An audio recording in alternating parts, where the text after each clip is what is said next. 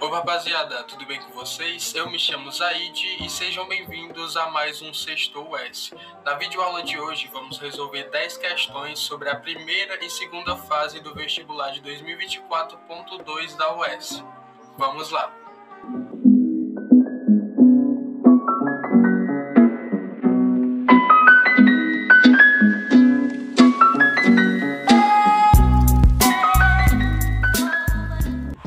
Essa primeira questão que eu trouxe aqui para vocês é a questão 48 da primeira fase do vestibular. Essa questão ela fala sobre vidarias de laboratório. Vamos ver o que ela pede. O aparelho utilizado no laboratório de química para separar líquidos não miscíveis por meio da decantação, que possui uma torneira embutida para facilitar a separação, é denominado de... Vamos começar do item D ao item A, do último para o primeiro. Vamos lá. O item D, ele fala que essa vidraria que o enunciado está falando é o Erlenmeyer. Na verdade, o Erlenmeyer, ele é uma vidraria utilizada para preparar e misturar soluções, além de fazer titulação. Então, não é isso que o enunciado está falando. Vamos para o item C. O item C fala que é um quitassato. O quitassato, ele é uma vidraria parecida mais ou menos em questão de aparência com o Erlenmeyer. O quitassato ele é utilizado para fazer separação a vácuo e também não é isso que o enunciado está nos falando. Então vamos para o item B. O item B ele nos fala que essa vidraria é o funil de Brechner. Esse funil ele é utilizado geralmente no laboratório para segurar o papel de filtro. Então também não é isso, não fala nada de papel de filtro ou algo do tipo nessa questão. O item A diz que essa vidraria é o funil de separação e realmente está correto. O funil de separação é esse que está aparecendo aí no slide para vocês. Vocês conseguem ver que na ponta dela ela tem uma torneirinha embutida, realmente como está falando o enunciado, né? E qual é a função do funil de separação? Vamos lá para a definição dele. O funil de separação é uma vidraria de laboratório projetada para separar líquidos não miscíveis, que não se misturam, com densidades diferentes. Então essa é a definição do funil de separação, que é o item correto. Vamos para a segunda questão. Vamos analisar o que a segunda questão está nos falando. A segunda questão fala o seguinte: um dos pratos da cozinha brasileira é o camarão com chuchu, cujos ingredientes necessários para sua preparação são azeite de oliva, alho, leite de coco, chuchu, camarão, suco de limão, coentro, sal e pimenta do reino. Com relação a esses ingredientes, assinale a afirmativa verdadeira. O item A, ele fala o seguinte: azeite de oliva é um composto orgânico. Bom, o azeite de oliva, ele não é um composto orgânico. O azeite de oliva ele é uma mistura de vários compostos orgânicos. Então dizer que ele é um composto orgânico, um único composto orgânico, é uma afirmativa falha, uma afirmativa incorreta. Então vamos para o item B. Sal é conhecido como sal de cozinha, e até aí tudo bem. O sal é conhecido como sal de cozinha, cuja fórmula química é NaOH. NaOH é a fórmula química da soda cáustica e não do sal de cozinha. A fórmula química do sal de cozinha é o NaCl, que é cloreto de sódio, como a gente conhece sal de cozinha. Então a gente tem que o item B e o item A até o momento são itens incorretos. Vamos agora pular do item C para o item D. Vamos responder primeiro o item D. Suco de limão é azedo porque contém uma mistura de ácidos, cujo principal é o ácido acético.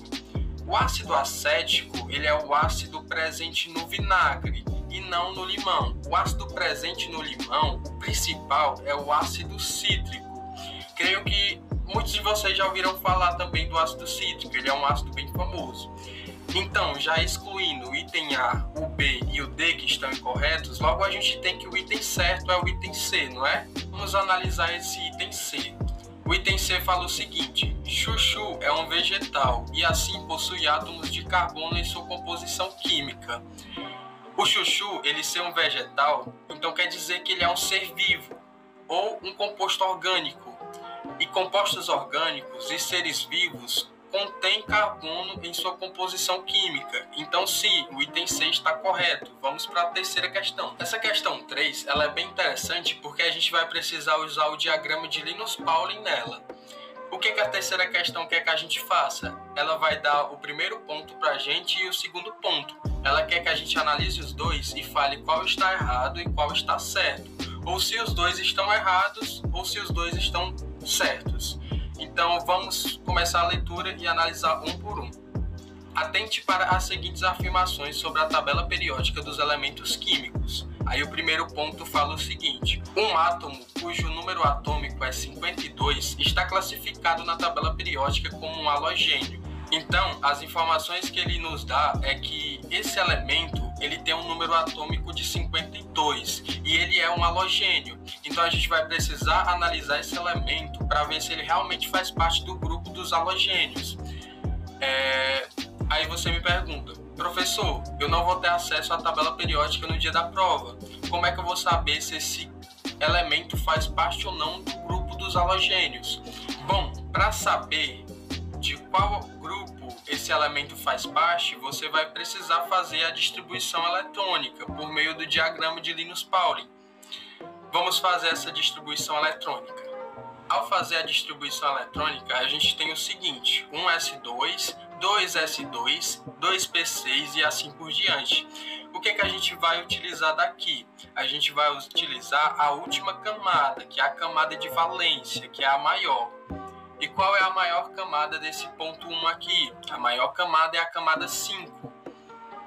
Ah, mas tem 2 5. O que eu vou fazer nesse caso? Você vai pegar os dois e vai somar aqueles números pequenininhos que tem lá em cima. Ou seja, você vai somar o 4 mais o 2, que vai dar 6.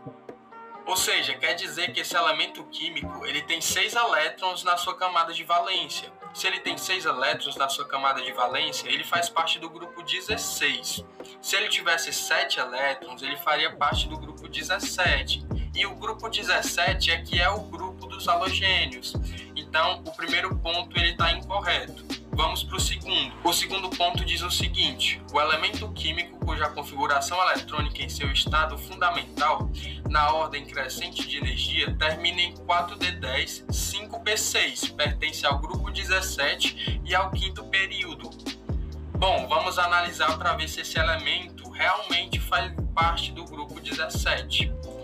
Ao fazer a distribuição eletrônica de acordo com o diagrama de Linus Pauling, a gente vai ter o seguinte: essa distribuição eletrônica eu fui só até a gente encontrar a camada de valência, que nesse caso a camada de valência também é a 5. Então a gente vai somar as duas, que é 6 e 2, que vai dar 8. Ou seja, ele faz parte do grupo 18. E o grupo 18 é o grupo dos gases nobres, ou seja, ele tem 8 elétrons na sua camada de valência. Ele não vai precisar fazer ligação com mais nenhum elemento para se completar, ele já está completo. Então, a gente tem também que o item 2 está incorreto. Tendo isso em mente, qual é o item verdadeiro? Ao analisar o ponto 1 e o ponto 2, a gente viu que os dois estão falsos, os dois são incorretos. E o único item que fala isso é o item B, ambas são falsas. Então o item correto da questão 3 é o item B. A questão 17, ela também é uma questão bem interessante. Vamos ver aqui. Atente para os seguintes compostos orgânicos representados por suas fórmulas estruturais. Bom, a gente vai ter 4 compostos orgânicos e a gente vai ter que analisar um por um. Considerando os compostos acima apresentados, assinale a afirmação verdadeira. Vamos lá analisar um por um. O primeiro composto orgânico, ele tem um C+O ligado a um carbono. Ele está no meio de 2 carbonos e isso quer dizer que ele é uma cetona. O segundo composto orgânico, ele tem o NH2 ligado a um carbono por ligação simples, então ele é uma amina. O composto orgânico 3, ele é formado apenas por ligação entre hidrogênio e carbono, então ele é um hidrocarboneto. O composto orgânico 4 ele tem uma ligação de C+O ligado a um oxigênio que por sua vez está ligado a um carbono por ligação simples. Então, esse composto orgânico ele faz parte da função éster. Tendo isso em mente, tendo todas essas informações em mente, vamos analisar os itens. Ao analisar os 4 compostos orgânicos, a gente chega na seguinte resposta, que é o item D. O composto 4 é oxigenado e pertence à função dos ésteres. Como a gente viu, o item 4 ele realmente é um éster. Então, essa é a única afirmativa que estamos agora para a quinta questão. Ela fala o seguinte: ao estudar uma reação química que se encontra em equilíbrio químico, dependendo das condições, deve-se considerar a constante de equilíbrio em função das concentrações, que é a Kc, e a constante de equilíbrio em função das pressões parciais, que é o Kp. Assinale a opção que corresponde à reação química em que Kc é igual a Kp. Para responder essa quinta questão, a gente vai precisar saber a relação entre Kp e Kc, que é essa seguinte relação: Kp é igual a Kc, RT delta N. O delta N significa a variação numérica de mols de substâncias gasosas, ou seja, ele só vai pegar substâncias gasosas. Se tiver uma substância no estado sólido, ele não vai considerar essa substância, o que vai ter em algum desses itens da quinta questão. Fiquem atentos. Bom, a fórmula do ΔN é o seguinte: ΔN é igual a N dos produtos menos N dos reagentes. A gente sabe que produtos é aqueles que ficam depois da seta e reagentes são os que ficam antes das setas. Então vamos lá para os itens das questões. No item A dessa quinta questão, a gente tem o seguinte: na parte dos reagentes, a gente tem que olhar se todos estão no seu estado gasoso. E realmente, todos aqui do item A, dos reagentes, eles estão no seu estado gasoso. Então a gente pode considerar os dois, que é o 2NO, ou seja, tem 2 moléculas de NO, 2 mols de NO, mais 1 mol de Cl2. Ou seja, 2 mais 1, a gente tem 3 nos reagentes, 3 mols nos reagentes. E nos produtos? Nos produtos a gente tem 2 mols de NOCl, que também está no estado gasoso, então a gente pode considerar. Então a gente vai ter que 2 menos 3 é igual a menos 1, ou seja, Kp nesse caso não é igual a Kc. No item B, a gente vai fazer da mesma seguinte forma. A gente vai olhar primeiro se todos os elementos aqui estão no seu estado gasoso. Se todos estiverem no estado gasoso, a gente pode considerar todos. E nesse caso, a gente pode considerar todos. E nesse caso, a gente tem que, do lado dos produtos, a gente tem 2 mols, que é 1 mol de PCl3 mais 1 mol de Cl2. Já no lado dos reagentes, a gente tem apenas 1 mol, que é o mol do PCl5. Então, 2 menos 1 dá igual a 1. Então, Kp não é igual a Kc. Para serem iguais, o resultado precisa ser 0. Vamos pular agora do item B para o item D. Depois a gente responde o item C. O item D ele é bem interessante, porque ao analisar os elementos, a gente vê que tem 2 elementos que estão no estado sólido. Ou seja, a gente não pode considerar esses elementos. O único elemento daqui que a gente pode considerar é um elemento que está na parte dos reagentes, que é o CO2, porque ele está no modo gasoso. Ou seja, a gente tem 1 mol de CO2. Então, quando a gente leva isso para a fórmula de ΔN, a gente tem que 0 menos 1 é igual a menos 1. Ou seja, Kp é diferente de Kc. A gente já eliminou o item A, o item B e o D. Então, logicamente, o item correto nesse caso é o item C, mas vamos analisá-lo mesmo assim. O item C, todos os elementos estão no estado gasoso, ou seja, Qn, ao aplicar na fórmula, a gente tem que Qn é igual a 2 menos 2, que é igual a 0. E como eu disse para vocês anteriormente, quando o resultado dá 0, é porque Kc e Kp são iguais, ou seja, que é o que a questão está nos pedindo. Então, nesse caso, o item correto é o item C. A sexta questão fala o seguinte: isomeria plana é um termo utilizado para conceituar um fenômeno em que as substâncias que apresentam a mesma fórmula molecular diferem em sua fórmula estrutural. Considere os seguintes pares de compostos orgânicos.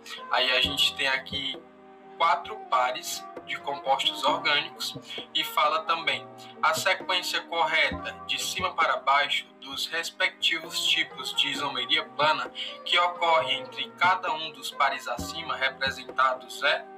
O que é isomeria plana? A isomeria plana se dá quando duas substâncias têm a mesma fórmula molecular, só que compostos diferentes. A fórmula molecular do metoxibenzeno e do 1-hidroxi-2-metilbenzeno é a mesma, é C7H8O, ou seja, a mesma fórmula molecular para os dois. Então a gente não consegue identificar uma substância pela fórmula molecular, já que a fórmula molecular pode ser escrita para diversas substâncias. Vamos analisar esse primeiro par. A gente já sabe que ele é uma isomeria de função, mas por que é uma isomeria de função? Essa isomeria é uma isomeria de função porque ela tem uma ramificação ali na segunda substância, no OH, e na primeira substância ela não tem essa ramificação. Agora vamos para o segundo par. O segundo par é uma isomeria de posição, mas por que é uma isomeria de posição? A gente consegue observar que a única coisa que muda de uma substância para outra é a posição do OH. A posição do OH na primeira substância, ela está no carbono 3. Já na segunda substância, ela está no carbono 2. Aí você me pergunta, professor, mas esse OH não seria uma ramificação? Nesse caso, o OH ele não é uma ramificação porque ele é o grupo funcional que caracteriza uma função álcool. Agora vamos para o par 3. O par 3 ele é uma isomeria de compensação, uma metameria. Mas por que ele é uma metameria? Ele é uma metameria porque, como vocês conseguem ver ali na primeira substância, ele tem um C, um carbono, aí um oxigênio, aí carbono. Ou seja, na primeira parte, antes do oxigênio, ele tem 2 carbonos. E na segunda parte, depois do oxigênio, ele tem 2 carbonos também. Já na segunda substância, quando o O ele muda de lado, ele muda de posição, a gente tem que antes do oxigênio tem 1 carbono. Então do lado esquerdo só tem 1 carbono. E do lado direito tem 3 carbonos. Ou seja, a perda do lado esquerdo se compensou no lado direito. Aí você me pergunta, mas por que essa isomeria não seria uma isomeria de posição, já que a posição do heteroátomo, que é o oxigênio, ela muda. Quando o heteroátomo ele está nas extremidades, isso quer dizer que ele é uma isomeria de posição. Quando o heteroátomo ele está no meio da cadeia e continua no meio da cadeia, então quer dizer que é uma isomeria de compensação, uma metameria. Agora vamos analisar o par número 4. O par número 4 ele é uma isomeria de cadeia. Na isomeria de cadeia, a gente tem que analisar alguns pontos. Se a substância 1 da substância 2, elas têm diferentes tipos de cadeia. Se uma é ramificada e a outra é linear, se uma é aberta e a outra é fechada, se uma é heterogênea, a outra é homogênea, e assim por diante. Na primeira substância do quarto par, a gente não tem nenhuma ramificação. Já na segunda substância, a gente tem sim uma ramificação, que é aquele CH3. Aí você me pergunta, mas por que é uma ramificação? Aquele O não é uma ramificação? Não, aquele O faz parte do grupo funcional. O carbono ele tem uma posição. Pela lei, essa posição ela deve ser o mais longa possível e o mais contínua possível. Ou seja, ela não pode se quebrar. Então, na primeira substância, a gente vê que tem 1, 2, 3, 4 carbonos e eles estão de forma linear e contínua, não tem nenhum carbono quebrando essa continuidade. Já na substância 2, a gente tem o carbono número 1, que é o H3C. Aí a gente tem também o carbono número 2, que é aquele ali que está perto da ramificação. A gente tem também o carbono número 3, que é aquele que está no dupla O. Ou seja, essa substância ela tem uma ramificação no segundo carbono. Ao analisar cada item, a gente consegue perceber que o item correto é o item. Vamos para a questão 7. O deslocamento do equilíbrio químico corresponde a uma alteração da velocidade de uma reação direta ou inversa. De acordo com o princípio de Le Chatelier, sempre que uma alteração ocorrer no equilíbrio, ele se desloca a fim de minimizar essa perturbação. Com relação ao deslocamento do equilíbrio químico, assinale a afirmação verdadeira. O item A fala que, quando se diminui a temperatura de um sistema, desloca-se o equilíbrio, liberando menos energia, ou seja, a reação endotérmica é favorecida.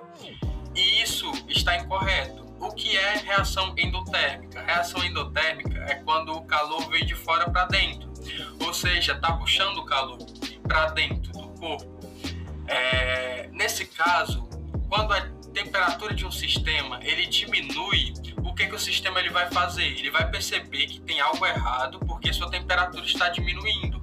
Então ele vai fazer uma reação exotérmica, ele vai liberar calor para que sua temperatura volte ao que era antes. O item B, ele fala que, aumentando a quantidade de uma substância, sendo ela reagente ou produto de uma reação, o equilíbrio se desloca para ser reestabelecido, produzindo mais dessa substância. Ou seja, o que o item B ele nos fala? O item B está falando que quando a gente aumenta, vamos supor que quando a gente aumenta o reagente de uma substância, de uma reação, o equilíbrio vai mudar a modo de que vai produzir mais reagentes. E isso não faz sentido, porque quando a gente bota mais reagente numa reação, esse reagente ele vai ser consumido. O equilíbrio vai mudar de modo que ele seja consumido e não produzir mais reagentes.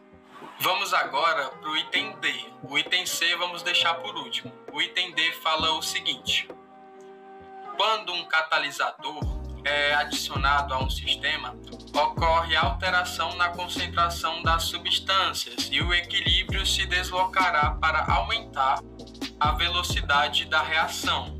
O catalisador ele não muda a posição do equilíbrio, ele apenas ajuda a reação a atingir essa posição de equilíbrio mais rápida. Já que sabemos que o item A, o item B e o item D são incorretos, o item correto nesse caso é o item C. Diminuído a pressão total, o equilíbrio tende a deslocar-se para o sentido do maior volume. E isso é verdade, porque quando menor é a pressão, o lado com mais mols de gás ele vai ser favorecido. Responder à 8ª questão. Ela nos diz o seguinte: associe as reações químicas com as respectivas denominações, numerando os parênteses abaixo de acordo com a seguinte indicação. A gente vai ter lá nos parênteses, vai ter reação de simples troca, reação de síntese, reação de análise, reação de neutralização e reação de dupla troca. A sequência correta de cima para baixo e é isso que a gente vai analisar. Então vamos ver qual é a denominação da primeira equação. A gente consegue perceber que na primeira equação a gente tem 2 produtos e 2 reagentes.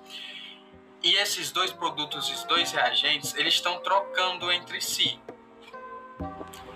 E a gente consegue perceber que esses reagentes, eles estão trocando entre si. Ou seja, o produto, ele é formado pela troca dos 2 reagentes. Então, a denominação dessa reação é uma reação de dupla troca.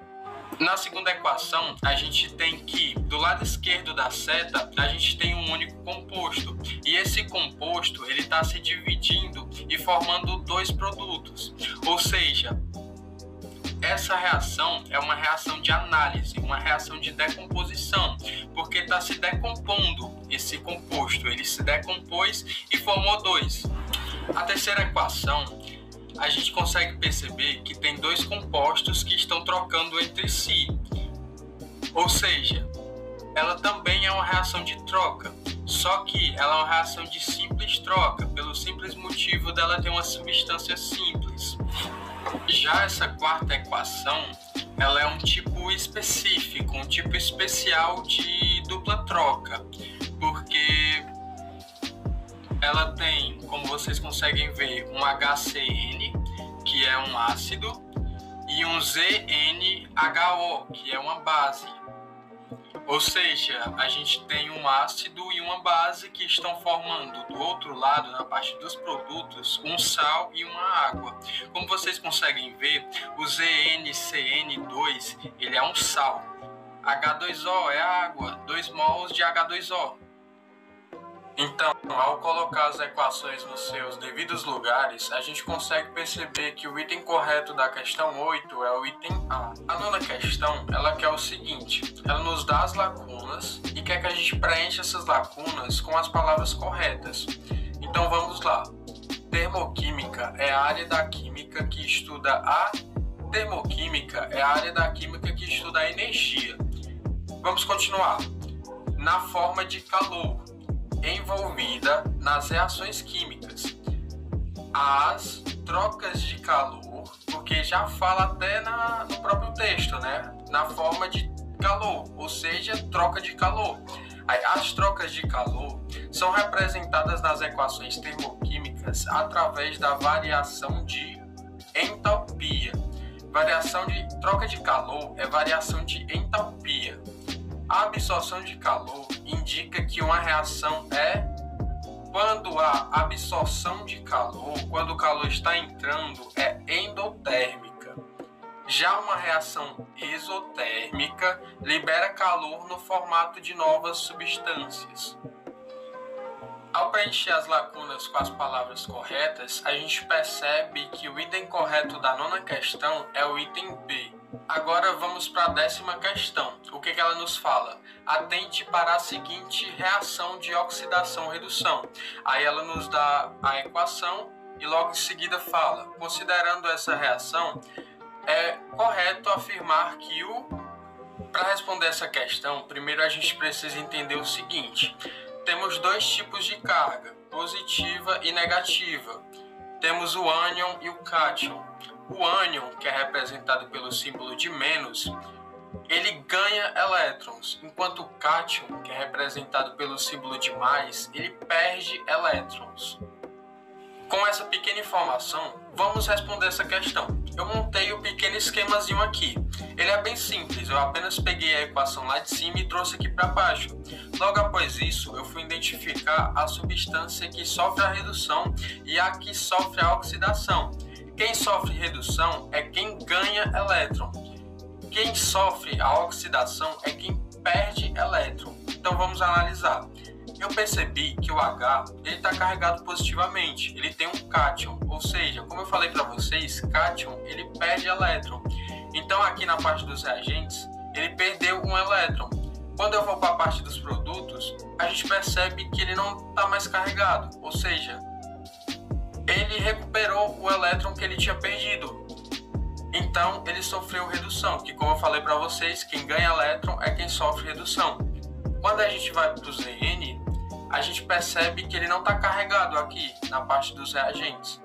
E quando a gente vai para a parte dos produtos, a gente percebe que ele está carregado positivamente. Ele tem 2 cátions, ou seja, ele perdeu 2 elétrons. Então ele sofreu a oxidação. E quando a gente analisa os itens da 10ª questão, a gente percebe que o item correto é o item A. O Zn é o agente redutor. Aí você me pergunta, mas você não tinha falado que o Zn é quem sofre a oxidação, quem perde elétron? Justamente, o Zn ele perdeu elétron, mas esse elétron foi para outra substância. foi para a substância que sofreu a redução, ou seja, que ganhou o elétron. Então o Zn, nesse caso, ele serviu como agente redutor, o agente que reduziu o outro, entendeu? Então o item correto da 10ª questão é o item A.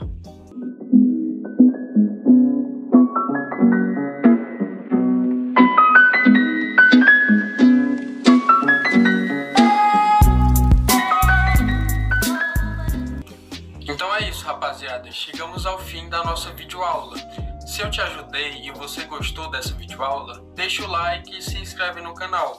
E até uma próxima videoaula.